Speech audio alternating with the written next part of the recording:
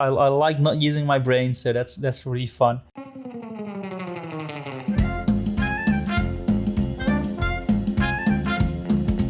Welcome to the official Unofficial Sea of Thieves podcast, a podcast dedicated to Sea of Thieves and other rare games, but mainly Sea of Thieves. And it's going to be an exciting episode because we will be discussing Season 13, which will probably go into history as the best season of 2024. It not only added Flameheart himself, but also a brand new world event called the Burning Blade, where players can take over this enormous vessel and become the event themselves. In this episode, we will also talk a little bit about the new lore this update brought, and we will answer some burning questions like: is Flameheart too small to be a Skeleton Lord? And should the Burning Blade be nerfed, or are people just complaining too much? And to help me out, we have none other than one of the biggest Flameheart supporters on the seas, and he also happens to be my wonderful co-host. Hello, it's me, Flameheart supporter supreme, AShinyRay. Nice to be back on the podcast. It's good to have you back. It's been a while since we recorded one, right? How long, do you remember? Man, it should be 2 months, something like that. It feels like 2 months. It does. Maybe it's, was that the last one wasn't season 12, was it? No, not at all. No, we did Complaining Again. That was the last one. Oh, according to YouTube, it was a month ago, but it feels longer. Maybe it's like a month and 3 weeks, or a month and 29 days, so YouTube hasn't changed it to 2 months yet. YouTube is nice like that. It's like, oh, this person upload frequently. Don't worry about it. We'll just adjust the numbers in his favor. And therefore, we had the cookbook one, which you were not there. Yeah, it's a great episode though. Please listen. Speaking about the cookbook, well, can I make this segue? I actually met the author of the cookbook in real life. Oh, that is a fantastic segue. How did you manage that, Captain Blubber? Because we were both at SoTFest. So before we go to the main discussion of Season 13, let's talk a little bit about SoTFest. For those that don't know, this was a Sea of Thieves festival that took place on the 12th and 13th of July in the always beautiful city of Birmingham in the UK. It's an event organized by the community for the community, but it also included appearances from the developers themselves. There were panels, competition, market stalls, and of course a lot of shitty food. So, what were your experiences of SoTFest 2024? Sorry, I had to laugh at Birmingham being beautiful. Sorry, anyone in the UK will just laugh at that bit. I had a brilliant time. Obviously I had the panel as well. That was always fun. I think I loved almost every aspect of it, apart from the food. Yes, the food was terrible. The food was mega. It was absolutely rancid. I am really surprised I didn't get food poisoning. It tasted like food poisoning. So just a friendly reminder, eat at a hotel or bring your own food. Don't buy the food at SoTFest. The hotel wasn't great, was it? Let's be honest. Well, compared to all the other options, yeah. Yeah, we ate in the hotel every night and it was so fucking expensive, honestly. It was like 18 quid for a shitty katsu curry, which tasted like a jar sauce, like a Chinese chicken curry sauce from Asda. Out of a jar. Oh yeah, that was terrible. That was indeed terrible. The burgers were fine. The portions were just really small for the price. Although the club sandwich I had on the last night was quite good. That was all right. No. And the pints were expensive as well. Yeah, well, at least it tasted nice. Yeah, at least it did taste nice. The food did taste nice, but you could tell it was just like mass produced. But all the stadium stuff was, all the sauces, guys. Mayonnaise was sweet because they added too much like thinner to it. It was so disgusting. And right, okay, I'm definitely not one for healthy food. I mean, if you see me in real life, I'm quite a big dude, but there was like no healthy options there at all. Like it was all greasy and it was stadium food basically, but you know, some stadiums that actually serve things that are like not just full of fat. And after like 2 days, you get tired of that. Yep, undercooked onions too. The most healthy thing was the ketchup. Oh, were your onions undercooked on your burger? Yeah, it was super greasy too, and just no. Yeah, no, it wasn't great. At least, to be fair, at least the size of the food was good. Like it was a lot of food. It just didn't taste great. I sound very... Oh, well. To be fair, if you've just had a Sea of Thieves festival and your main point of feedback was that the food was shit and it was set in a stadium and the food wasn't really the organizer's fault, you've done pretty well, right? Yeah, I mean, everything else was almost perfect. Like, let's complain a little bit more before we go to the positive. There would have been a competition too, a Sea of Thieves competition, but the internet was a bit too shitty for that. Can't really blame the community for that, the organizers for that. It's just, bad luck, I guess. The venue should supply better internet if you're going to have conferences and shit there. So that's not very good on Bescott Stadium, which was the venue, by the way. That's Walsall's football ground. Aye. The upside to having a festival in a stadium is that there was also a football match between the developers and the community, and one of our crew members did participate in that. It was very interesting to watch. 14-0, wasn't it, to the Rare team? Yeah, it was. Yes. They are pretty good. Like, we saw a good match, actually. Pretty one-sided, but they do know how to play football. There were goals. Lots of goals. Yeah. To be fair, like, I don't know who was in the goalie of the community, but he was a very good goalie. Let's be fair. You had Sumo Crafts, and I don't know who the guy was that Sumo subbed for, but they were both good. We'll just blame the defenders for all the goals, shall we? And Vlek. Yeah, and Vlek. Yeah, let's do that. Vlek is our crewmate, by the way, if you don't know. Aye. But for me, it was my first time. It was your second time SoTFest. So you already had the experience of meeting the developers in real life and meeting our crew in real life. And for me, that was the first time. Like, we've met for the first time, which was great. Like, it was like this. Like, I thought maybe it's a bit awkward in the beginning, but it wasn't. Two peas in a pot, right? Yeah, I had no qualms. I didn't think you'd be an awkward guy in real life. And as soon as I saw you, it was like something out of a film. It was like love at first sight, wasn't it? Yeah, it was great. Yeah, it was really great. We laughed, didn't we? I had to tell you to rein it in a bit with your jokes. It was also great to meet subscribers. We've met subscribers of yours and of mine. I did not really expect that. There were more subscribers of mine that came to me, asked for an autograph or asked to get a picture, which was it's a great experience. But I did not expect so many people to come up to me, so that was pretty fun. Humbling, isn't it? Yeah, it kind of is. Like, it's still nice to know that I have a somewhat of a dedicated following that is really excited for every video that I post, even if it's slow going. So that's really nice to know. Or it's one of the shit podcast episodes. Yeah, indeed. And that was really fun. And also meeting all the developers. I think there were like almost 20 developers in the festival as well. And they're just walking around. You can talk to them if you want. You can. They just keep giving autographs, obviously. I brought my copy of Sea of Thieves, like the Xbox One case, and I got it signed. Like, every developer that was there signed it, so I'm really happy with that. It's become my favorite piece in my collection. And yeah, it's just a great experience. You met some bucket list people, didn't you? Like Robin. Yeah, Robin was there. Robin Beanland, the composer. I didn't even know he was coming, so that was a great surprise. Because on the website, it only said, we have a panel with these 4 developers. And there was Mike, the Prestons, and who was the fourth one? It was going to be Joe Neat. Oh, yeah. Yeah, Joe Neat wasn't there the last day. But I met him in the hotel. And we were both...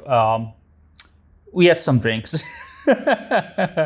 but yeah, I met Joe Neat as well. So I thought there's only going to be 4 or 5 developers, right? But no, out of the sudden on Sunday, Robin Beanland walks in just by himself, just having a look around. And I'm like, what, Robin? Oh my God, that was great. I also met... I saw you do a double take as well, because we were right at the front, weren't we? Just we were a little bit of a break after... Did we just spoken to Chris, hadn't we? Chris yeah, we did. Yeah, who was also there. That was one of my favorite conversations, to be fair. I love speaking to Chris. He was very insightful. Yeah, he was. So Chris Marlowe, most people know him from being the voice of the Great Mighty Pooh. At least the Rare fans know him from that. the Sea of Thieves fans know him from just being a developer on Sea of Thieves. Just a senior designer, I think he is. He doesn't even pop all that much in the videos, but he does pop up in the videos occasionally. But he told us that he was the guy that was mainly responsible for the skeleton bone collars and also the Horn of Fair Winds. He apparently developed that a long time ago, and he was happy it was finally in the game. Yeah.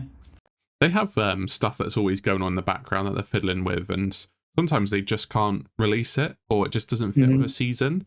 So they have to shelf it for a while. And then eventually, as we've seen, stuff just does circle back around and does get fleshed out and released. Yep. So there is hope for Setting Out of the Waterfall. There is hope for a giant enemy crab. There is hope for dolphins and maybe hippos somewhere. Who knows? Well, we've got a few things that were meant to be at launch, like the harpoon balancing. Zip lines were always planned, weren't they? Fire was something that was planned before launch, and we got that eventually. I would love to see the cannonballs rolling on the deck that they mentioned in the documentary that they had to cut out. Just with the ship swaying. Do you think that will still happen? Nah, it's like a season 5 feature. Like, it's really nice set dressing. Ultimately, even like as an accessibility thing, it would just be set dressing. Like, I couldn't think of a utility for that other than looking cool. So being taxing on the server and your sort of PC or Xbox is probably not worth doing that. But it sounded cool in concept, right? Aye. And something else we learned is that there might be more colors of the Flames of Fate. Yeah, because we spoke to Richard Dinnick, who is the senior narrative designer. Basically writes everything for Sea of Thieves now. Mike has input, obviously. He signs off on everything, but Richard is doing the flavor text, he's doing the story, he's doing, the dialogue, etc., etc. And we learnt the first thing that he worked on was the Rose Legacy. That was the first thing he did, which was actually really good. And then the Secret Wilds Adventure 11 with Briggsy? You're saying it, mate. Fair enough. There we go. I'm going to stick by that. Secret Wilds. He also did that, and he told us that he really liked Briggsy, hence why she was brought back. So yeah. And he said, well, there's more colors in the rainbow. Yeah. That's what he said. He did. We got a bit of confirmation of what's going on with the story.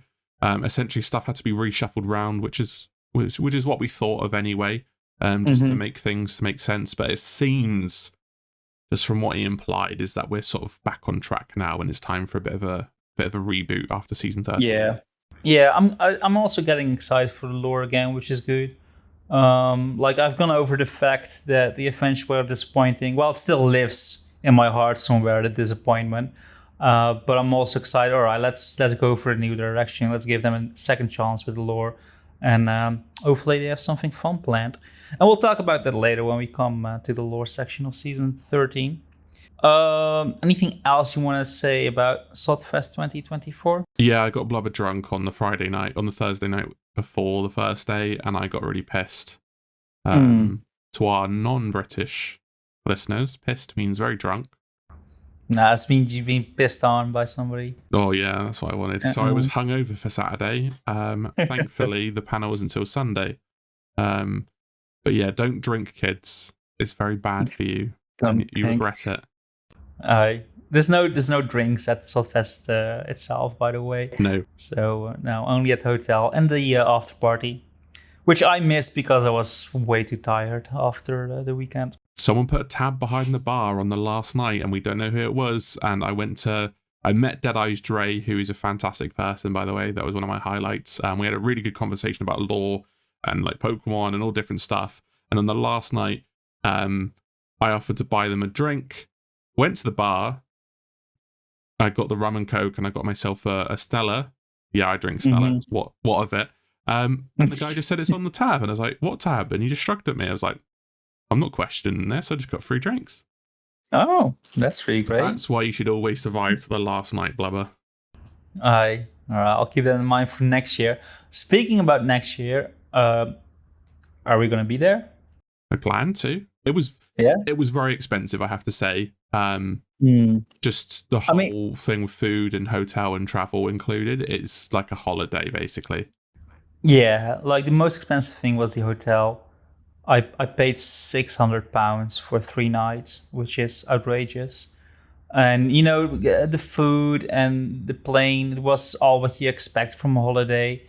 Like, I'm Dutch, I'm not from Poland. I don't need to save an entire year to go to SoTFest, but the main thing was the hotel. The rest was, well, we can manage it if you have a job. Yeah, we were discussing it with our Polish crewmates, weren't they? And they were like, this trip is like at least a month's salary for us.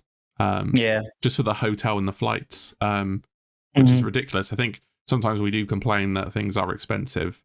Don't get me wrong, they are still relatively in our sort of economies, but yeah, some people always do have it a bit worse, don't they? Yeah, we can't complain too much. UK, Netherlands, like Scandinavia, Germany, we're doing pretty well. Which makes it all the more special that we've met our Polish friends too. Yeah. Yeah. Anything you want to see differently for next year? I don't know. That's a very good question.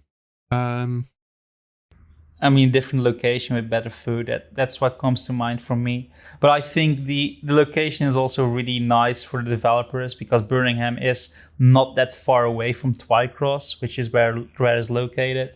So, yeah, I think they have to keep that in mind as well. Maybe a deal with the hotel would be nice. So you can buy like a super VIP ticket on the website that also includes the hotel for a discounted price. That would be really sweet. That would be really good, but the hotel's going to tell them to fuck off because they made loads of money from that, obviously. Yes, they did. Yep. Most of the staff are lovely as well, to be fair. Most of the staff. Except that one lady. Yeah. I know it's annoying having so many people and like quite a few drunk people. No one was causing trouble, though. People were just a bit rowdy because they're drunk and a bit loud. Yeah. And the app broke, didn't it? So she was getting pissed off at everyone for ordering food. It's not our fault the app broke. She was very rude, and there were some complaints about her. She was that bad, apparently. All right. Yeah. Okay. Oh well. But what do you want to see next year? Maybe some more panels. Hopefully the competitions are up and running next year because we missed out on that, and it's good for people who don't want to watch the football match. Yeah. I think that's my feedback, really. Yeah, some more panels too, because like we said, like Robin was there, Chris Marlowe was there, and it's great that we can just walk up to them and have a conversation. Yeah. We did speak to Jo Toro about that, and she said that they didn't want to do too many panels because it's for the community, not for the devs, which I do agree with. Okay. All right. Yeah, it's fine, but the Rare fan in me just wants to hear the developers talk. Fair enough. But yeah, but still, it's great everybody was there. Yeah, cool. All right, let's go to the begging for money segment. So if you like the podcast and you want to support us, you can. There are 3 ways you can do that. You can click on the super thanks and support us financially. That would be really nice. Or if you want something in return, you can buy a poster. There will also be a link to that in the description. And if you were like, well, I don't want to pay money, but I still want to support you guys, just give a like. And that also really helps us out. So let's go to our main discussion, which is, of course, Season 13. This season added a brand new world event called the Burning Blade. It added 6 skeleton camps, 2 newish weapons. One is the Obsidian Skull, and the other one is the Burning Blade Cutlass. And of course, we can now visit Flameheart himself. So before we go discuss each edition individually, how do you feel about this season as a whole? It's the best season we've had. Like ever? Ever. It's the best season we've had. Biased, I know, but I've not had so much fun in Sea of Thieves in years where I wanted to play the game. Like, I actively wanted to get on and ignore my other responsibilities and play the game when it launched. Yeah, I agree. I have the same thing. Like, it feels really fresh.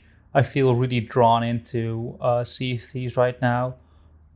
Just looking always when I'm online or when I'm not too tired, I'm like, oh, who's online? Who can play with us?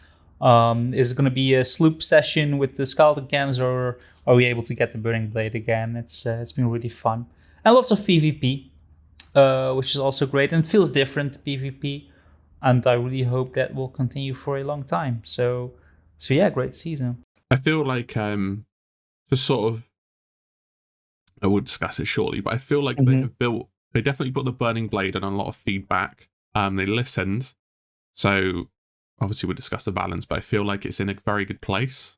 Minor gripes, obviously. And the skeleton camps have improved from previous content where you're away from the ship, which we'll also discuss, but it does feel like they do listen to our feedbacks and the sort of pitfalls of previous content updates. Yeah. Yeah, we'll talk about that. Just one more thing. Like we've discussed this before, it's your favorite season, but it's not the best update, you think, right? I don't think I could argue in good faith that it's better than Anniversary. All right. Because Anniversary is just untouchable unless they did something of that scale again. Yeah, I can't be disingenuous and say that. Yeah. I feel Anniversary is still like the better update because it was so big. And I guess Spice Life still had a bigger wow factor. But it's in the top 3 for sure, yeah. Anniversary aside, in terms of a content update, especially a recent one, so you haven't got you do have a honeymoon bias, but you don't have the nostalgia factor, this will be looked back as one of the best updates, and it is up there with Anniversary, with Shrouded Spoils, with Pirate's Life, with Season 8, Season 6 as well. It's one of the greats. Yeah, definitely is. So are you ready to discuss the Burning Blade? Fuck yeah. So the Burning Blade, it's a world event. You can either sink it or take it over. Taking it over is way more fun. You become the crew. You get some skeletons. You get more skeletons if you're a smaller crew, less if you're a big crew. They do everything. They shoot cannons. They bail. They patch. They don't trash talk. That's the only thing they don't do. And yeah, if you are in control of the Burning Blade, you are tasked with going to the skeleton camps, complete some rituals. It adds to the turn-in bonus for Burning Blade, and you turn it in at the Reaper's hideout. And then you get a big reward and a nice cutscene from Flameheart himself. So how do you feel about the Burning Blade? It's almost perfect. Yeah, right. It's so fun. It makes the game feel fresh. It's that good. I feel wrong when I'm not on the Burning Blade. Like, I feel underpowered on a galleon. It's just a dream to play with. It's such a good sandbox toy. What about you? How do you feel about the Burning Blade? Oh no, I think it's amazing. Because it is bigger, so you think it's hard to manage, but it's not really. It feels like a galleon, the way you manage it. Some things are a bit easier, like with the capstan. It's like a sloop capstan, so even if your anchor get dropped, you can get it up really quickly. You're less bothered by megalodons. They bite you, and just the blade just doesn't flinch at all. I have heard some instances where people really get launched with megalodon bites. I haven't seen that myself. It feels big. It feels dangerous. PvP feels easy. Because the way, and you know this too, the way to defeat the Burning Blade is a bit different now, because normally when you fight a galleon, you go for shots, you do as much damage as possible, you get down their masts, so they're crippled and in bailing mode, and then you go board. That doesn't work with the Burning Blade. With the Burning Blade, you need to take care of the skeletons first, so the PvP meta is a little bit different. Like, you board first, kill all the skeletons so they can't repair anymore, and then you blast them with everything you got. And a lot of people have not realized this yet, which makes it laughably easy sometimes when they go for the normal strats, so to say. But the most fun thing about the Burning Blade is the other additions. We have the Ashen Roar, which is a lever you pull, and in front of the ship it just blasts these fireballs. It's so fun. I do think the cooldown should be a little bit quicker, but that's maybe just me. And the helm also has cannons now, which is also a great addition. really sets it apart from a normal galleon. And it also has the obsidian skull on board, which is one of my favorite new tools as well. So I fucking love it. It's just, it is fantastic. I do sympathize with the complaints that it's very strong if a good crew gets on it, but PvP has always been hard mode in Sea of Thieves. It's the main challenge, and people need to adapt. Unfortunately, we understood very quickly that you can't just go toe to toe with it, and we've seen ships with, you know, they've got the Magpie's Wing cosmetics, they've got gold skellies on, they've got classic Reaper sails, and they take a broadside with the burning blade and they get absolutely flattened. Yeah, and we're just not touched. Whereas when we fight it, we know that we're keeping our distance and we're going to abuse those 4 ladders to get rid of those skeletons, and it works. Yeah, indeed. I think people will catch on eventually. That won't take too much longer, I think. And yeah, you can say it's too strong with a good crew, but you know, a good crew is also hard to sink on a regular galleon. Yes. So yeah, so it doesn't really matter that much. Like the burning blade needs to be tough. It is meant to be a big thing if you sink it.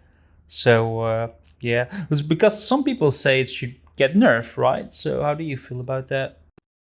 I don't think it needs nerfing. I think it's in a good spot.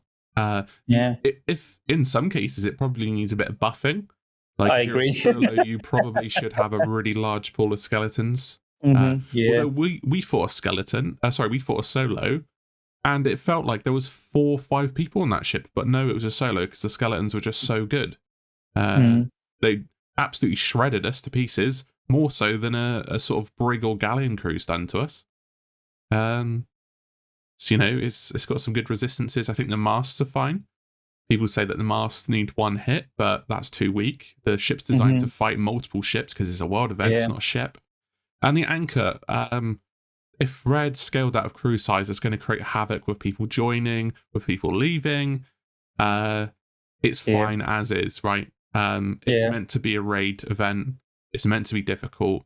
You're not meant to be defeated easily based on the fact that, we're both on equal footing, we're both galleon crews, we should win just because, you know, we would against a normal galleon, right? Yeah. It shouldn't be 50-50. You captured the blade first, you've got the advantage, you're the world event, you've got the reward, basically. Aye, exactly. It's funny thing you mentioned the capstan again.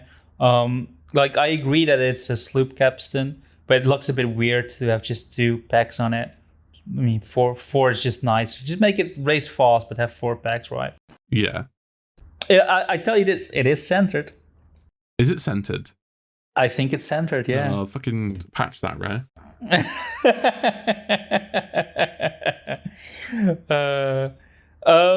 We alluded a bit earlier to it as well. Not only do you get control of the burning blade, there's also a little bit of loot there, and one of the loot items is the obsidian skull. It's a bit different than a normal flaming skull. I'm forgetting the word for it now. Ashen Wind Skull. Ashen Wind Skull. It's a bit different since it also has the power of the Horn of Fair Winds, in the sense that you can knock people back that are on ladders or on your ship, and it's so fun to use, right? Or you can just pin them in the corner and just cook them to death, and they can't really do anything. They have to try and shoot you. It's so fun. Like even a noob can use it. It's a great tool. The other great tool happens a little bit differently to earn, because you can also sink the burning blade while it's controlled by another crew, and then you will get the burning blade cutlass. So I've had it once in my hand, but we turned it in. The design is exactly the same as the burning blade cosmetic item, only it leaves a red trail. You can set people on fire with it, and there's also more knockback, right? I don't know if there's knockback. I don't know if that's just from the trailer. Okay. I've not had the chance of using it on a person. Yeah, same. And you do want to turn it in because there's accommodation attached to it. So people are fighting for those accommodations if there's a cutlass there. So kind of makes sense that you're not always using it for PvP. But yeah, that's also a new addition that's there. Yeah. I would say they're like 0.75 new tools each, right? Together they make 1.5. Because it's just the Horn of Fair Winds and the Ashen Wind skull, right? And then it's just the sword with fire attached to it. Yeah. So kind of new tools. At least they didn't have to do this, as we've seen with sort of seasons in the past. But they did, and it feels really good to have 2 independent tools attached with the world event, which is, it makes the content feel a lot more substantial. Yeah, it does. One thing I don't agree with, like another item in the loot pile, is a chest of fortune. I don't really like this. Like, I know why they've done it, because they want an extra incentive for people to do the burning blade. But I don't really agree with that. You don't need that extra incentive to do it. People are going to do it regardless. So I rather wish they kept it in the Fort of Fortune, because now nobody's doing Fort of Fortunes again. I don't know how you feel about that. I think the design was more so that because people are going for the burning blade and it takes up a whole server and the world events don't spawn, it just made sense to stick it in there so people could still get the commendation done, rather than trying to hop for a Fort of Fortune. Sort of just reflecting on that now, it's probably a good idea. With that being said, when it goes from the burning blade needs more loot in there because the rest of the pool is pitiful. Yeah, but you don't really bother with it anyway, right? To turn it in, because when we turn it in, the burning blade, we don't really bother with the loot. We do get the chest of fortune, obviously, but then we lower and we don't even turn in the loot. Oh, we've been turning in the loot. Okay. Yeah, we do keep the chest of fortune though until we turn in, just because it's a bit more fun that way. Yeah, it is. Yeah, I agree. We had a cheater board us teleporting, and he took the chest of fortune and then just left us alone, and we were like, who gives a shit? They're like 10 a penny now. Yeah, he was a shitter. He was awful at the game. We killed him when he was teleporting and stuff. Yeah, it's sad that it's still a problem. I did some more Hourglass. I finally got my Skeleton Curse. I mean, you kind of have to if you want to go for the combinations of the Burning Blade. And I think, I've played 10, maybe 20 matches, two times against cheaters. So it's still a problem, sadly. But oh well. Yeah. And even more if they pop in an adventure mode as well. Yeah. Because they kind of disappeared from adventure, but now they're back. Oh yeah, sad low lives, honestly. I can imagine being that insecure. Small dicks. Small dicks, yeah, small dick energy. Speaking of which, actually, obviously speaking of small dicks, Blubber, at SoTFest. Yeah. Commendations and rewards. What were you thinking about those? Oh, I fucking love it. Like, commendations are good. Like, I still need to play a little bit more because I heard people saying that killing emissary players, like Athena emissary players, is a bit it's one of the harder ones. Like, I've only killed 2 people, so maybe that needs adjustments. I don't really know that yet. But all the other ones, yeah, they seem cool. Like, not too tedious, but fun goals for the Burning Blade. Yeah, and a lot of them are attached to nice cosmetics as well. That's good. I've got the Burning Blade chipset now. I've done my 10-4 streaks, and I've also done the one with 10-8 streaks as a skeleton. That was good. I've only done, like you say, 4 Athena emissary kills. Do you know what I think? Rare's missed a trick there. It was planned that you get grade 5 straight away when you sync it as a Athena emissary, but that didn't come to fruition. So they need to change that. And I think they missed a trick while adding alliance commendations too, because this game is there's just no incentive to alliance with people even in this event because the risk of betrayal is too high. Yeah, I know, but I don't know how to feel about that because. Like, if there are accommodations where you need to be in an alliance, it can be really bothersome because often you still need those and then you need to find a crew and then they don't communicate. And it can be really not fun to do alliance accommodations. So, yeah, there should be an incentive for alliance, but don't tie it to accommodation because that's going to be tedious in the end. I disagree. I think you should have 5 sinks of the Burning Blade while in an alliance, and 1 while you're both Athena emissaries. Because they rare want people to alliance for this, right? Once the ship sunk, I can go to shit. That's great. But at the moment, I've never fought on the Burning Blade. I have not fought it for or against while there's an alliance involved. They just don't do it. Okay. Because there's no invitation. I have seen it. I've seen it, actually. It needs to be spelled out to people, unfortunately. Yeah. Maybe a pop-up or like a little audio cue, because people don't read in this game either, do they? Yeah, that's true. But also keep in mind that we have a lot of new players now, and alliance is not never explained. Yeah, you can go to your box, but a lot of people don't go to their box anymore, especially now that you can put the flag from shipwright.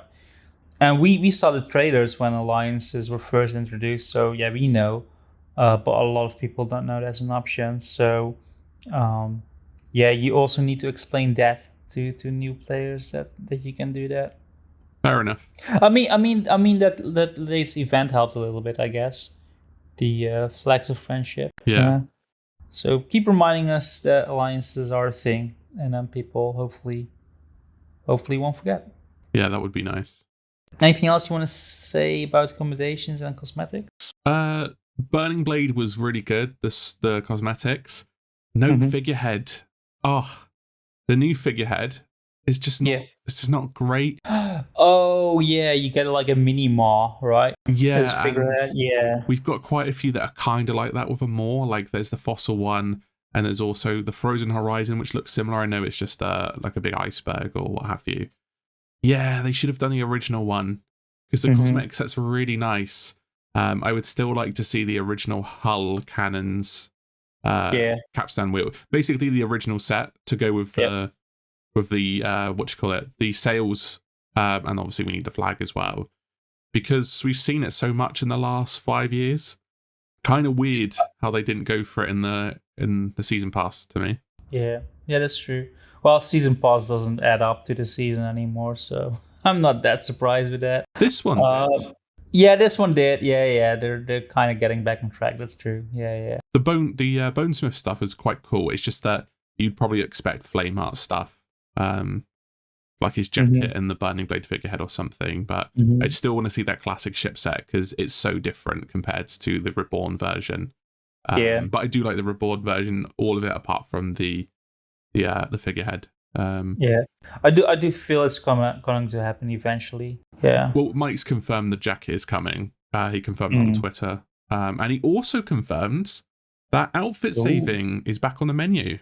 Really? Yes. He replied to someone who replied to my tweet because they also replied to Mike, who replied to my tweet. Anyway, it was actually to do with the season 13 review. Mike was like, "Oh, happy you're happy. Take on your sort of smaller bits of feedback." And someone asked about the flame art jacket and the clothing presets, and he said both will come. Oh, nice. Eventually. Before the game is done. Before Sea of Thieves 2. Before 2028. Before Everwild. Yeah. So there you go. Nice. Well, it's good to know. As well, Mike. You got to follow through this time. Well, we have it on recording, so true. Oh, well. Video. Just need to have him sign something that says it. Maybe on SoTFest next year. Yes, yeah, a contract. He did recognize me on SoTFest. That was cool. Oh, sorry. Just to deviate. Our friend Vlek queued up at the end to meet Mike because they met each other last year and had quite a nice conversation. And I'm just stood there with Vlek's phone like a proud parent waiting to take a picture. And then Mike saw me. He's like, "Oh, I've been looking for you. How are you? Blah, blah, blah." He said, "Oh, I met Captain Blubber." And just like Beetlejuice, and I didn't know where Blubber was, out of my field of view, I just hear his booming voice. And I look over, it's like Captain Blubber had just been Beetlejuiced. It was so funny, honestly. He's such a nice dude, very genuine. Yes. I was just enjoying his interactions with the other community members. Like, I had my go, so now it was my time to enjoy his interactions. And he's very good at matching the energy of the person in front of him. Yes. So if somebody's very exciting, he can get very excited as well. Like the picture I took with him, we're both really smiling, very, very active. But if somebody is a bit more quiet, he also gets a bit more quiet, and he's very good at that. Yeah. Yeah. Great person. One of the real ones, as we would say. Yes. He's not fake. People say he's a bit too fake, but I don't see that with Mike. He's a great person. Yeah. He's a bit commercial, and he's a bit too making things better than they are. But, that's his job, right? So I'm going to turn around and say the game is shit, is he? Yeah, it's not going to happen. That's our job. That's our job, yes. Let's continue doing our job then, and let's talk about the skeleton camps. Because you can do them two ways, and they're really similar. Like if you're on the Burning Blade, you go there, you do the constellation puzzles, which are really easy and fun. I like that. I like not using my brain, so that's really fun. And if you are not part of the crew, you do basically the same thing, but also defeat some skeletons there. So yeah, how do you feel about those skeleton camps? Yeah, it's like a sea fort, just less laggy, I suppose. No, I think it's something that I'm not really getting tired of. I don't really get tired of the sea forts either. It's just like a short in and out session. Excuse me. The best thing though is that even though it's underground, Rare made a really smart decision to make the loot only one piece. Yes. You can quickly get back to the ship. They're short, so you're not away from the ship for very long. They look amazing, and each one's unique, which is, they took the sea forts and then one-up themselves somehow. Because the sea forts are all unique, but they've got 3 themes, whereas these have 6 themes. Yeah, I quite like the puzzles as well. I like the little side bits you can do with the smaller constellations. Yeah, I can't really fault them. They might get a bit old. The puzzle it feels fresh at least. I know fighting skeletons isn't. And I like that they thought about having 2 different gameplay loops, depending if you're with Flameheart or against him, because it wouldn't make sense to fight the skeletons if you're with him. And it has some interesting lore as well, some implications, which is we haven't said that for a while, have we? Interesting lore. Yeah, that's true. It's been a year or something like that. We can go to that now. I think we're kind of done with the gameplay stuff. The only thing I would say is that I don't think I have any sort of major criticisms of that one. Well, I do have one. Okay, go ahead. Well, the lightning. The lightning. So they added a lightning system for the skeleton camps on the ground, and they fuck up the lighting system on your ship. The lighting, not the lightning. Yeah. Okay. Yeah. Yeah, lighting. Yeah. Yeah, it's weird, isn't it? Yeah. So for people that don't know how it comes, like I'm not a developer, but this is what I've seen. That it happens near the skeleton camps, that the lighting on your ship gets a bit weird. Like there's shadows that shouldn't be there, and everything feels very lit up. Yeah. And that's probably because of the lighting system of these camps. So hopefully they'll fix that, because that breaks immersion a little bit. It must be to do with the beacons on top. But that's probably what they were trying to go for. Maybe. Those beacons are really nice, by the way. You can see them from really far away. And let you know if if it's active or not. Yeah. Yep. Exactly. Yeah. This content feels like a really good mirror to season 6, I have to say. Almost spookily, like the rewards, the double content, working for Athena or Flameheart. This is something that I did mention, actually. I think Rare did a really good job of making it feel like you are working for Flameheart now. And I was concerned we were sort of going back on that. Just sort of how he's portrayed and stuff, especially recently. Obviously, we don't know where he's been and what he's actually doing. We've had no developments in terms of that. But he's back, and we get to work for him, and working for him is the more fun aspect as well. And I'd love to see this developed in the future, as much as I'm a bit tired of the Flameheart storyline just because they've stretched out far longer. But we know this is only the start, and I'm interested to see where we go next with this. Yeah, I agree. Me too. And as somebody who's mainly an Athena supporter, I love working for Flameheart. It's so fun. He looks amazing, and his voice acting's really good. His lines are a bit shit, like his written dialogue, because they're just references really to the world event, which is cool. It's like there's a cool little Easter egg there, but we want like just a little bit of tease there rather than say the line Flameheart. It's nice to see the servant with him as well, given the backstory. Excited to see what happens with that. Yeah. The thing that's a bit odd is that, and we talked about this before, and we said this is going to be odd, and it is. There's no tall tale attached to Flameheart. He's just there. It feels really underwhelming, even after a raid. And something that's also weird is that, like, he's apparently also still in his coffin, and when you do the ritual, you still see the shadow. So that's weird. That doesn't make sense lore wise. And even like if he didn't do a tall tale, like, maybe show as a traitor where he's just climbing out of the coffin, right? That would have been the bare minimum.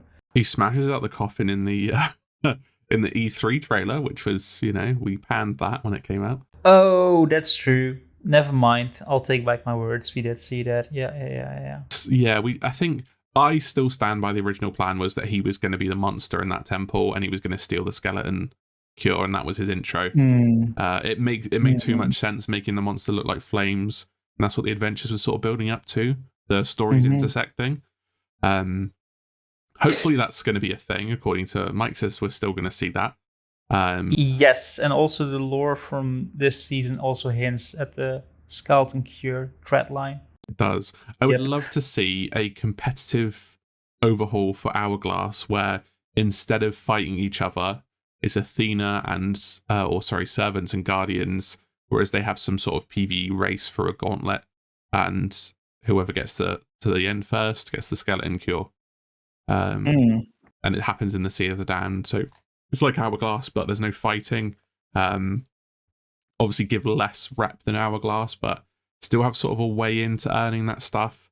Because the way Hourglass is going, it's going to end up like Arena. So I think it needs a shot in the arm, something like that. And at this point, like, it's been 2 years. We've seen loads of shit people that skeleton cursed. Like, you've just got yours. Case in point, the cosmetics have been out for so long now that you can just invest time into it. Sorry to dampen anyone who's got some really sort of high level cosmetics, but they slowly lose meaning, don't they? I don't know. I do feel the curses and rewards are still very earned because Hourglass is really hard at the moment. And I do think it's gonna die if they don't get proper updates. And I do like the fact that we at least got daggers for level 50 now. Just need to be more of that stuff. It needs some sort of gameplay boost and overall quality of life update, I think. I think it's worth it as well. Yeah, it needs a good incentive so everybody's playing it and not just the super sweats. Yes, I agree. And I'm a good player, but I'm not a sweat. And Hourglass, for my level, is too hard for me. I really need one of my crew members that's a bit better if I want to win an Hourglass. So there you go. It's for the super sweats. But let's move away from this. Let's talk about the lore. Oh, sorry. Before you go in, there is a point on there that you've not brought up, and it's a very brief point. Flameheart too small is the question mark. Yes, that's true. Is he too small? No. No, he's not. Flameheart is not the biggest skeleton lord. In the book, Eli Slate, because this is the Heart of Fire book now, sorry. In the book, Eli Slate basically says he's big, but he's not too tall, right? Yeah. I did expect him to be taller. I didn't expect him to be like Grey Marrow sized, but just a little bit bigger than a regular dude. He's a bit taller than us, right? Okay. He's not as big as Grey Marrow or the Gold Hoarder. And that was a big point of sort of contention, that he needs to be lore accurate. Can't be the size of Junior, but he also can't be too small. Yeah. So yeah, I'm happy with how he looks. He looks really good. The height's lore accurate. It's a nice detail.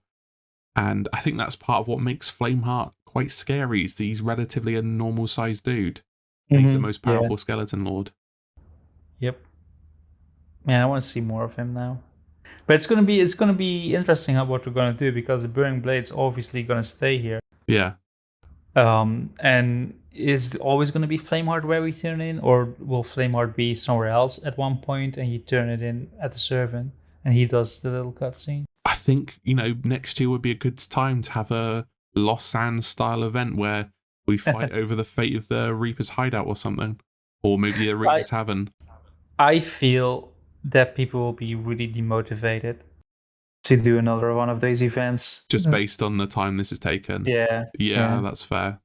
And it doesn't even feel like reward for the last event. It feels like, oh, that was going to happen eventually, and or input didn't alter it one bit.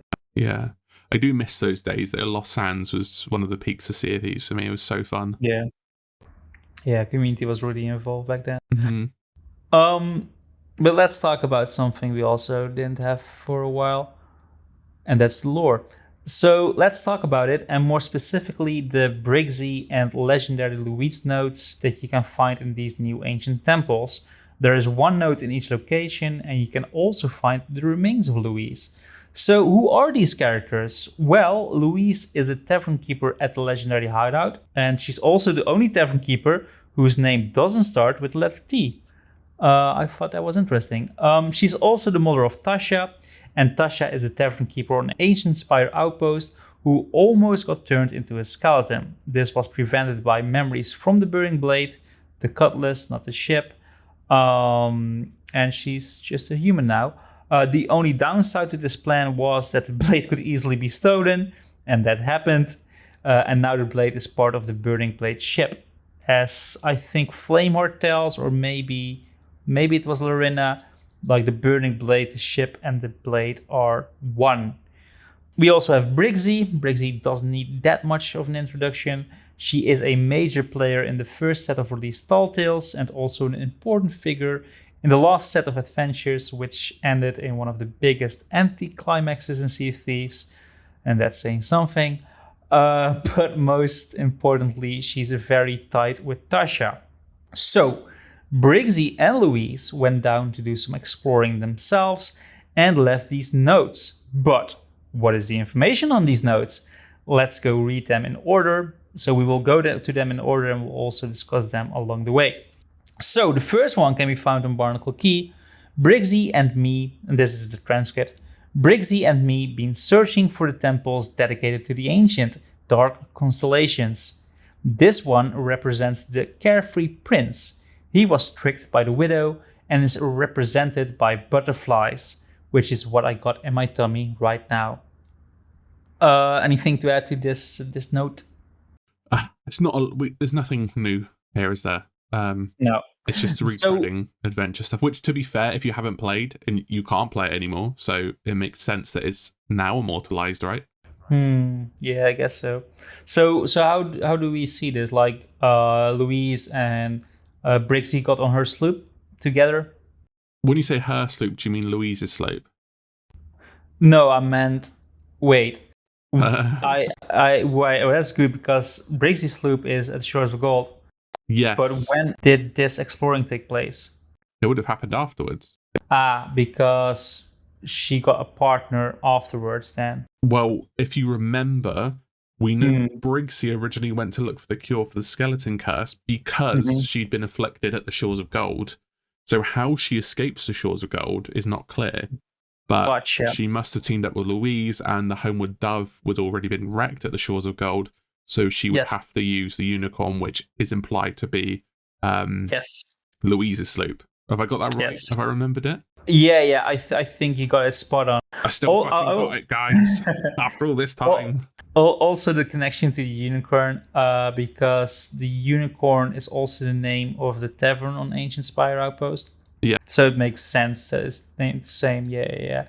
But still, it takes place quite a while back in the past, because one of the rewards we get is a portrait of Louise, Teddy, which is her husband, who you can also find at the legendary hideout. And Tasha is still a little babe on that picture. So it was during the time, and it makes sense because Tasha also made these childish drawings in one of the earlier Tall Tales.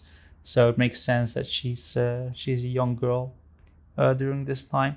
It's interesting, isn't it? How we can sort of guess when this falls in the Sea of Thieves timeline now because of how old Tasha is. I think Tasha would probably be sort of late 20s at the most, just based off of this. Yeah, she's in her late 20s right now, right? Yeah, I believe. Yeah. I did work it out based on the Seabound Soul and the Heart of Fire book, which actually gives us a lot of context. The Shroud Breaker, when Ramsay got sunk, is 9 years, 9th summer on the Sea of Thieves, I believe. This is 9 years after the events of when they discover the Sea of Thieves. And then I believe, off the top of my head, Seabound Soul happens. I'd have to double check. I think it's 40 years tops between when the Sea of Thieves is discovered and what's going on right now. Yeah. I don't have it worked out, but it does feel that it makes sense time-wise, yeah. Yeah. Let's go to the next note, which is on Lagoon of Whispers. They're not really efficient with their saying because, whatever. Next one's on Lagoon of Whispers. The feathery owl, this one is. So says Suts anyway. Wisdom and all that. His son was the butterfly bloke. I don't know how wise it is searching for these places. I have a bad feeling about it. Little Star Wars reference, I think. And again, like, we've discussed these constellations before, and now we know that the owl is the father of the prince, and the prince is depicted as butterflies. Do we still think there's a connection with the characters in Sea of Thieves now and these old ancient characters? Yeah. Finn, who's on my Discord, he's come up with a very good theory, which I won't explain now because it's kind of complicated. These characters in the Dark Constellation mirror a lot of the characters that are in modern day. Yeah. And we'll discuss it shortly, but yeah, there's kind of a few hints to say that history's kind of repeating itself, or at least to some extent. Just like real life. Well, yeah. The next note can be found on Chivalry Retreat. This one's the Spire Temple, the Enchanting Widow, a real nasty one she was. Brixie can spin quite an enchanting tale herself, just like the one of a cure for the Skeleton Curse. And this again confirms that Brixie is looking for the Skeleton Curse. Do you think this was always the plan, that she was looking for the Skeleton Curse in these skeleton camps? Was that the hint towards that temple, or is it totally different? I think the temple is something else. I think this was. I think this has been created and the lore has been shuffled around to sort that out. It doesn't really matter because it doesn't have any bearing on the story, but this could have happened before or after that temple. Yeah, there's been a rewrite. What's been cut and moved around. It's very hard to tell at this point. Yeah, I feel this is just a remnant of the old story reworked. Yes, I don't think these temples are the temple. I do think they are linked to the temple. Do you still think we will see the temple? Yes, I do. I think we'll see it next year. Yeah, there's a lot of focus on the ancients as well in these notes. Yeah. And Mike did say that ancients will be a big part of 2025. Yes, he did. Yep. So a temple and maybe meeting some characters, some ancient characters. It's not that far-fetched. Find out about those evil ancients, shall we? Yeah. But that's your few notes ahead of you. The next one is Pickram Palms. I like this one. Seems a real hero. The Sunstone Fox. Brixie says she was a high priestess. Brixie's more interested in this one. Reckon she's important somehow. Says she wants to dig into it. And we feel that Brixie and the fox are parallels, right? It makes sense because she's very foxy. Like she's hot. No, she's kind of cunning like a fox, isn't she? She's meant to be a typical sort of vixen hero. So it makes sense that Brixie's representing the fox. She's cunning, isn't she? Yeah. It explains that Brixie's more interested in this one. Didn't Brixie also say it reminds her of her in the Secret Wilds? Yeah, with the strong woman quote. Yes, yeah. Yeah, another strong woman, just like me. Yeah. Something like that was. It was not the best line in Sea of Thieves. Oh well. No. She is up herself though, so it makes sense. Next note is on Lookout Point. The fair Panther, daughter of the widow, this one, but a righteous princess and queen, they say. She made a terrible prison for all them ancients that were turning bad, even her mum. So this is one of the bigger notes, right? Yeah. But a righteous princess and queen, they say. She made a terrible prison for all them ancients that were turning bad, even her mum. Who is her mum, do we think? The widow. Oh, sorry, yeah, it's the Fair Panther, yeah, so daughter of the widow. Sorry, ignore that, I'm absolutely stupid. It's fine. Yeah. So the widow was also a queen. Like, I'm guessing if you're a princess, then your mother must be a queen. So she put her mother in a prison, and she became queen in her stead. Who do we think the Panther is? Now, the Panther is a who's princess. No. In the Sea of Thieves story, in the Sea of Thieves. Oh. Whew. Belle? Yeah, I'm also thinking Belle. Belle would make sense, right? Do we still think Belle might be an ancient then? Yeah, I think she still is. It's the only thing I can explain it, right? Yeah, that would make sense. Yeah. But then again, I think the widow is meant to represent Wanda. So it's not a one-to-one recreation, right? Yeah, that's true. Yeah. So Fatherly Owl, Flameheart. Could be. And then the prince would be the Servant of the Flame, would be Junior. Depicted by butterflies. Well, he's the carefree prince. He was tricked by the widow and is represented by butterflies. Wanda didn't necessarily trick him, but he kind of turned out to be a carefree prince, and then he turned bad. We sort of see he went into the temple, didn't he? And the skeleton cure is a choice of whether you want to cure yourself of the skeleton curse. It's like a rite of passage, and he doesn't. That would sort of reflect his journey into the Sea of Thieves after his dad dies. The captain is confirmed male, right? The captain is male, yeah. Yeah, makes sense too. But that would have been interesting if captain turned out to be female. Yeah, it would be a twist, but it sounds like the captain would be the veiled bat. Because we don't know much about the veiled bats, do we? Before we go to the veiled bat, I want to say one more thing about this note. She made a terrible prison for all them ancients. We think we're gonna visit that prison, right? I think the prison is already in the game, Cozy. I think it's the orb. Oh, yeah, that's true. Yeah. It's a Flameheart, and they sided with him. And if they are the ancient version of the Reaper's Bones, then of course they would side with the prophesized burning one as well. Yeah, or they have intentions of their own, like breaking free of their prison, and that's why Flameward is collecting all these orbs, and he thinks it's serving him, but it's actually serving the ancients. Yeah, it would be interesting to have a twist where the ancients are actually all bad and want to exterminate the pirates of the Sea of Thieves. Yeah, well, at least this faction of the ancients, right? Because the one that during the Legend of the Veil, they're clearly helping us. But that's after Belle basically has to strike a deal with them.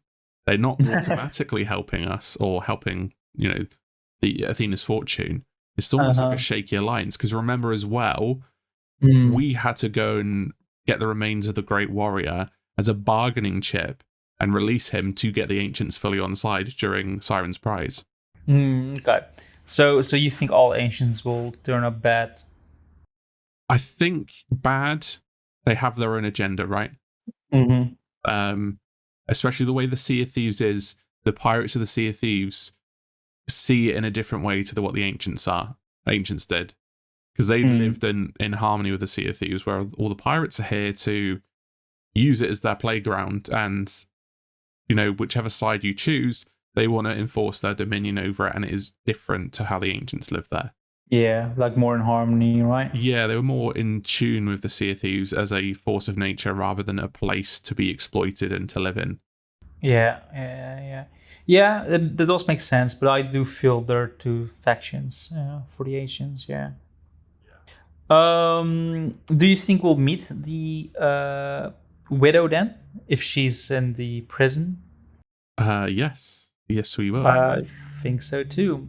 Hopefully in 2025. Yep. The final note is found on Blind Man's Lagoon. Here we are then, the Temple of the Veiled Bat. Brixie's rushed ahead. Reckon she's in danger. Hope I can get back safe to you, Tash, so I can tell you all about it. But right now, I gotta save her. So the Veiled Bat is? Likely the Catman. Yeah. I don't remember Briggsy talking about the bat in Secret Wilds. Do you? No. Let me just see, because there'll be the dialogue on the wiki. This is how professional I am. That's how we all are. Oh, there's a few missing dark constellations here. To be fair, some of them are concepts rather than people, like the mountain. Yeah, the mountain and the palm tree. Yeah. Yeah, so the Veiled Bat isn't in Secret Wilds. Interesting. And there's also some new ones that aren't animals in this one. Like, I don't think we've seen the arrow or the feather before. I believe they were in Stars of a Thief. Okay. Oh, yeah, you might be right. Yeah. The arrow definitely is. Aye. Interesting. The Veiled Bat. Interesting. And there's no discussion of the Veiled Bat. Nope. And the Veiled Bat is also the place where Louise died. Yes. And there's a lot of mystery surrounding that because Briggsy is apparently in danger. Louise goes to help her and she dies, and you can also find her remains in the vault there. When you find the remains, you also find a note that says family is a real treasure, which is obviously wrong. It's the shrouded ghost figurehead is a real treasure. But you can actually talk to Louise in the hideout, and there's some dialogue about her death as well. So from her dialogue there, we learn that she sacrificed herself in order to save the life of a friend, which we now know is Briggsy. However, she can't remember the details, except that the way that she died prevented her of returning to the living. So probably some soul bounding, something. Maybe. Oh, no, there is no soul bounding, because then you can't go to the ferry, right? Yeah. But anyways, there was something that she couldn't return, and we don't know what it is, but she can't return. Thankfully, the Pirate Lord made a deal with the ferryman, and now Louise can live forever as a ghost in the legendary tavern, which to me sounds like more evidence that the legendary tavern is in the Sea of the Damned. Yeah. She is therefore also reunited with Teddy, that's her husband, but she still blames Briggsy a bit for being separated so long from her family. So what do we think happened at that temple then? Briggsy finally bit off more than she could chew. Yeah. It seems. Well, yeah. It seems she was going after the orbs because there's knowledge there. We know that because Flameheart's trying to extract them, and that knowledge, obviously, interestingly, would have been the location for the cure for the skeleton curse. Yeah. Because I assume this takes place before the flashbacks in Secret Wilds. Are we in agreement there? Yeah. Because Briggsy in that already knew about the constellations, and she was musing on the origins of them. So I assume when they've gone to the skeleton camps in the temples, they've got the knowledge. So then obviously Louise dies. Briggsy is then on the last leg of finding out where the cure for the skeleton curse is. Aye. And that's where we see her in Secret Wilds. Aye. It's funny because Rare is not saying that the Secrets of the Wilds have to do with the skeleton cure. It might be, we think it is, but it could be more. And I think they're leaving it open on purpose so they can more easily fit future narratives. Yeah, so if we tie that together with what we know Flameheart is up to, he wants the knowledge of the priests, of the ancients, to become a master over life and death. And these orbs, if they told Briggsy where the cure for the skeleton curse is, they'll tell Flameheart where that cure is. Aye. And if he has the cure for that, he can no longer die. And we also know the Dark Brethren were after it as well, didn't they? Yeah, they're still there somewhere. Where the fuck is this thing? It's been 2 years. God, how have we not found it by now? No one is even competing with us, and they still haven't found it. Aye. You said if Flameheart has a cure, he can't die. Can you explain it a bit? Well, we've seen in the past they've tried to kill Flameheart by blowing him up, and that by ordinary means would have killed him. But he already knows the binding ritual, right? Mm-hmm. Yeah. The guy's pretty damn tough, so killing him through normal means is going to be hard. He's got the Blade of Souls now, so that's not going to do it. If you were to get the cure for the skeleton curse and use it on him, he becomes mortal again. Then you can kill him and the ferryman can imprison him. But if you remove a way for him to be turned human again, if he controls that, then there's no way to deal with him. Yep. I get it. I mean, I already got it, but it's for the listeners. Yes. Oh, okay, sorry. My bad. Yeah, sorry. I forget there's people listening to this. For some reason. But yeah, excited to get this lore? Yeah, actually, sort of, I said to you when I looked at the scripts, I was like, I'm not really excited to discuss this, but having it out on the table and discussing it and piecing it together has been really fun. Although there's not entirely a lot here that tells us anything new, it is setting up where the story's going, and that's very exciting. It feels good to be excited for the lore again. Yeah. It's also nice to flesh Briggsy out, where she's obviously very guilty about what happened, and it contextualizes why she's sort of telling Tasha these stories and why they're so close. It's almost like she's replacing her parents, who obviously have passed away, and Briggsy had a hand in that. So it's nice to see Briggsy feeling a bit guilty about something when usually she's, very cocky and she can't do anything wrong.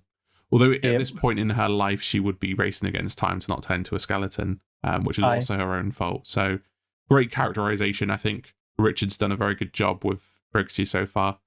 I agree. And you can really tell he likes her a lot. Very well flashed out character, and I thought, she's quite good in the book, and she was quite good from Shores of Gold. This is just pushing it further now, and I like the direction the character's going. Just need that for some other characters now. But that's not a dig, by the way. I'd like to see Flameheart a bit more fleshed out now. I think now's the right time. Or Duke. Let's get Duke back as well. Oh, that would be great. Or Sue, the shipwright. Or Sue. Segue actually. In terms of care, because we spoke about the Flameheart size. There's some lovely little nods and Easter eggs in this dialogue with the the chess pieces. The chess pieces on the screen, and they are even in the burning blade as well, which is a really cool touch.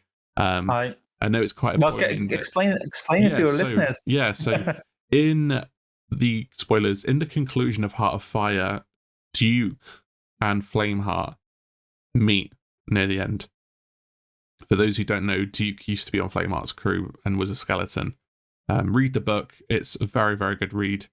But to summarize, they have a meeting at the end in the captain's cabin of the original Burning Blade as part of the plan to blow Flameheart up. Obviously, Flameheart doesn't know this is going to happen.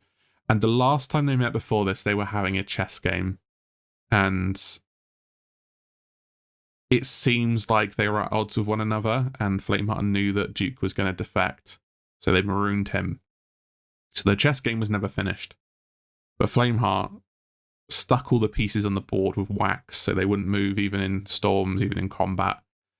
And they attempt to finish this chess game, and it's all a big distraction before they blow Flameheart up. So on the main screen, you can see some chess pieces on the captain's table, which is a nod to that bit in the book. And I believe in the Burning Blade, they are also present, just a sort of nod to say, like, those pieces are still on the board. And the chess game has not completed still. So yeah, I think that was a really nice touch. I love shit like that. Yeah, me too. It's a nice nod for people who actually read the novel. It's just sort of mirrors what's going on, really, because Ramsay makes a quote doesn't he? He's got a bit of new dialogue saying that he thought Flameheart was dormant. Don't know why he'd think that. He didn't see the head in the sky. He didn't see the head in the sky, or the whole of Return of the Damned. He thought, oh shit, Flameheart's won, but he's not back. Clearly not up to anything dodgy. But yeah, he's been moving his pieces into position off screen, and now he's back. He's back on the board in the chess game for the Sea of Thieves. So really nice touches there. I like the dialogue and I like the nod. Do you think we'll ever get games on ships? No. Okay. Yeah, I had to ask it, right? Yeah. I don't think we will. Would be cool. It would be cool. Anything else before we go to the messages? I think this is a really sort of neat step back into the lore, and I'm excited to see what happens next year. I don't expect much for the rest of the year because season 14 does not look like there's any lore whatsoever, aside from maybe some flavor text regarding some equipment. But yeah, it's a nice little teaser. Let's get the story back on track next year. Yeah, let's hope. The beginning is there. Yeah, the foundation is there. Let's move it from a foundation, right? All right, so let's go to the messages in a bottle. This is a segment of the podcast where our subscribers can post their own questions and we answer them. If you want to submit your own questions, you should join the Salty Hippo Discord. Link to that is in the description. So let's open some freshly washed up bottles. And we only have 3. The first one is from Toby EchoZap. Now that season 13 is out, what further rewards or cosmetics do you hope to see? Whether completing currently in progress started sets or new ones, rewards for content newly added or already existing. Toby loves a cosmetic as much as us, doesn't he? He does. He always asks questions about cosmetics. I love cosmetics, Toby. That's why I talk about them so much. So I don't blame you, mate. Let's go with you first. Well, I always find it hard. Like my answer is always going to be the same. We need sets completed. Like they were so good at it at the beginning, and now no, not anymore. And you can feel it the most in the furniture options. So they haven't been updated at all. Like there are some new ones with this update, and I do really appreciate that. But still, like some of the basic sets or older sets are still not completed, and we still don't see them for heritage ship sets or others or any other ship set in the Emporium, which is also hard to balance because then you add them and then people are like, oh, I already paid for the ship set, now I need to pay even more. You can make it a discounted price or something like that, but that furniture really does need to be completed. Also for the the insider rewards, I'm still waiting for my white table, but yeah, probably never gonna happen. And our predictions with the new weapons also came true. Like it's less than drip feeding. Like we get 2 new daggers. 3 new daggers this update, right? Or 2? 3. 3, yeah, 3. No, sorry, 4. There's the Obsidian Bone Crusher, the both faction daggers, and the Lorina's daggers are the ones you used to vote on the to the maps. Yeah, exactly. But still, it goes slowly. And I wish it was a bit faster. Like I'm not one of those people that say put it all there at once, but just make the drips of the drip feed a little bit bigger. Yeah, there's sort of no real excuse to not have some recolors already for the base ones. Some popular sets should be prioritized. Things like that. It's just a bit disappointing as all. And the Emporium, I think, might be taking it over unless we get more in the mid-season. It's very close to overtaking again anyway, from what I remember. You're saying that now we have more cosmetics in the game than compared to the Emporium, but eventually going to change again. Is that what you're saying? I think we've got the same earnable and the same purchasable ones. I think unless we get the mid-season, the way the Emporium's going, it'll overtake it again next month. Yeah. Which is always I think they did a really good job of the balance this season. And they definitely didn't put a curse in there, which would have pissed people off even more. Yeah, I think we were quite spoiled this season.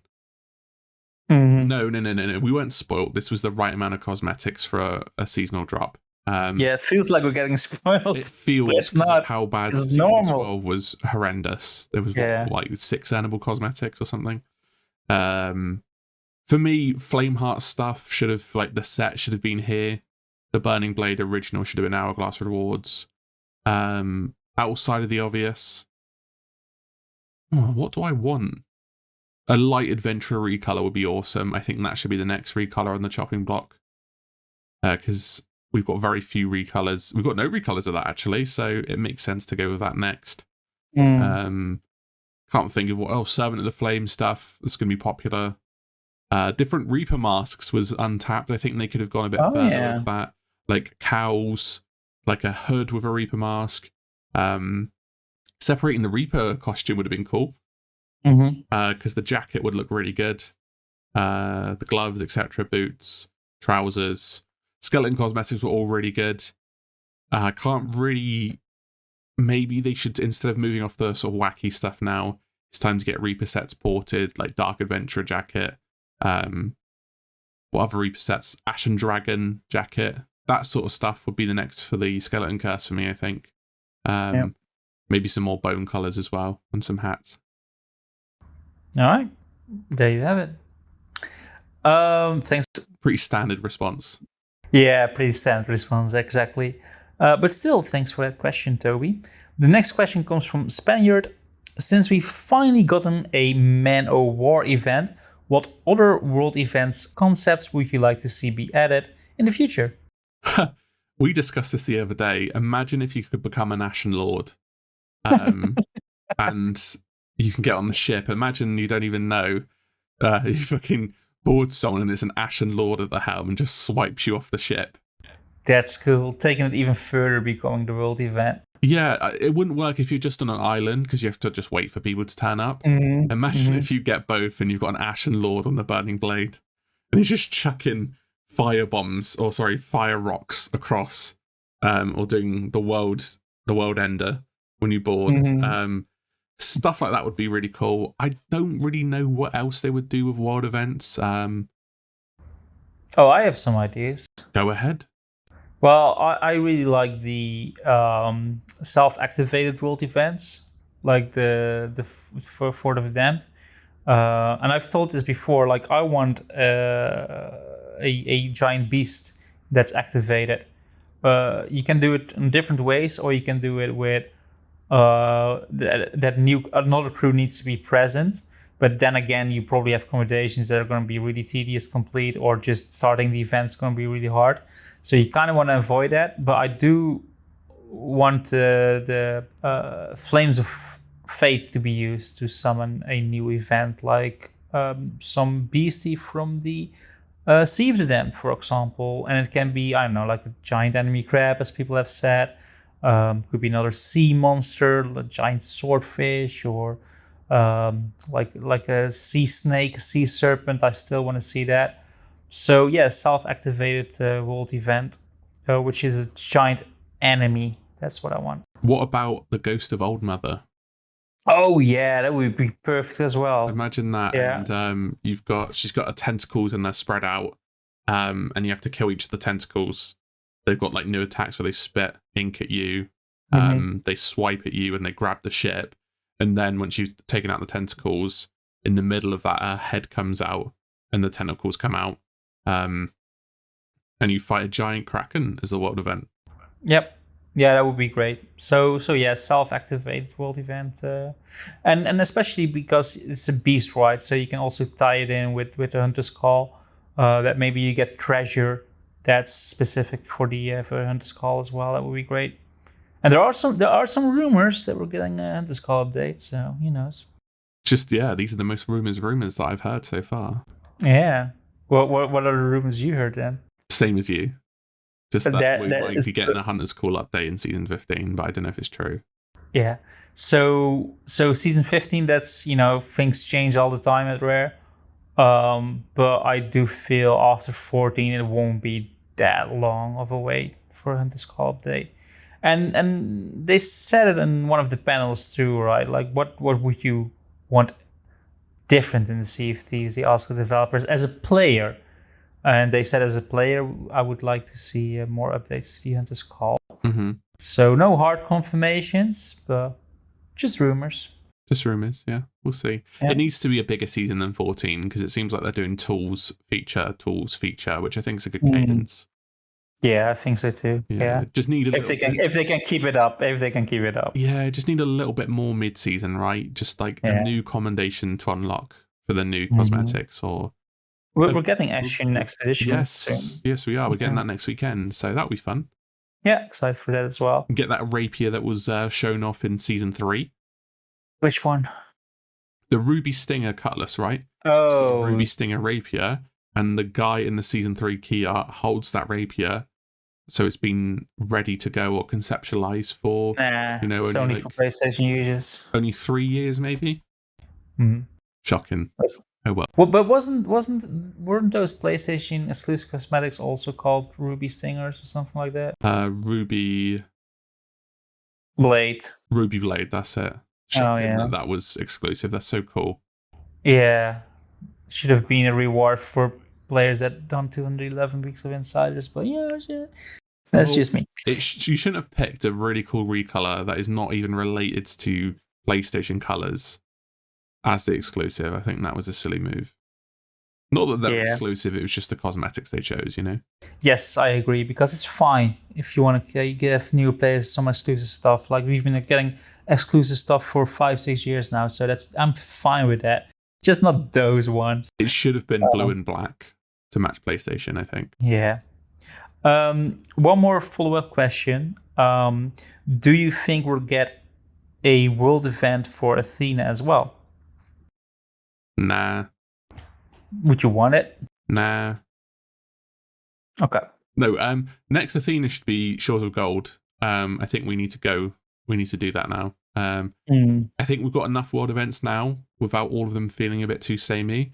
And all the world events before are from the perspective of the good guys. So we don't need an Athena world event. They've got enough. Yeah. Unless it's something original. Like, people say, oh, now they have to get in Man of War. And one of the ideas is indeed that ancient ship that was in the novel. And that's nice, but I feel it's going to be too similar to the Burning Blade. And the next world event should be something completely different, I feel like. Yeah, I think that's fair. Yeah. So, thanks for that question, Spaniard. The final question comes from Captain Yagnar. He asks 3 questions, which is against the rules, Yagnar. So, not going to even answer it. We'll do a quick fire round. How did you like SoTFest? It was amazing, especially meeting Captain Yagnar. Gonna venture for the 2025 edition? Yes, we probably are. What is your favorite season 13 cosmetic? For me, it's the dagger. I can't choose Reaper dagger or Athena dagger. I like them both equally. And who is your favorite crewmate? And this one is asked specifically for you, Ray. It's Captain Blubber. Yes, I knew it. What is your favorite season 13 cosmetic? Oof. Either the burning. Oh fuck, that's a really good question. Can't be the entire ship. It needs to be one specific. Fuck. I'm gonna go ahead and say the Flameheart Reborn sales. I think they're fucking amazing. The ones in the season pass, and they're at 90 as well. It makes so much sense. Yeah, those. All right. I like the flag too, but actually. Oh, shut up! You can only pick one. If we're picking two, I'm going to say the skeleton Captain Skull. Excuse me, the Obsidian one. Oh, for the Skeleton Curse reward. Yeah, the 310 one. All right. Wait, what's your level? 194. All right. Something to work towards at least. Aye. So yeah, thanks for all those questions. So, we have come to the end of this podcast, where I also remind our listeners that they can also find our podcast on Spotify and Amazon Music. And sometimes we do update our episodes there. And if you are curious to check out AShinyRay, a link to his channel can also be found in the description of this video. And did you know I always read all the comments of my videos, so please share your thoughts on Season 13 below, and hey, maybe subscribe as well. But this is the end of this episode. If you did listen to the end, know that you are more deserving of love and ancient coins. So thanks again and take care. Take care, guys.